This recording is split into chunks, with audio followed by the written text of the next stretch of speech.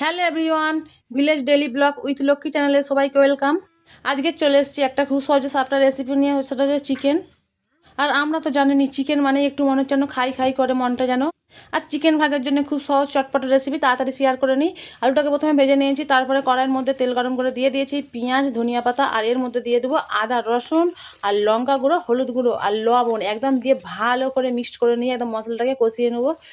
এতটাই সুন্দর করে কষাবো যাতে কাঁচা গন্ধটা একদম না থাকে, আর যদি কাঁচা গন্ধটা থাকে তো মাংসের মধ্যে লেগে যাবে, তাহলে আর ভালো লাগবে না টেস্টটা খেতে। চলো ভালো করে মশলাটাকে কষিয়ে নিই। মশলাটা কষা প্রায় হয়ে এসছে, এবার এর মধ্যে দিয়ে দেবো মাংসটাকে। এই দেখুন মাংসটাকে দিয়ে দিলাম। এবার মাংসটাকে দিয়ে এই যে পেস্ট করা মশলা এর মধ্যে ভালো করে নাড়িয়ে চাড়িয়ে একদম কষিয়ে নেবো মাংসটাকে, যাতে খেতে খুব টেস্টি হয়। মাংস রান্না হবে সেটা টেস্টি না হলে সেটা কি ভালো লাগে, তাই না?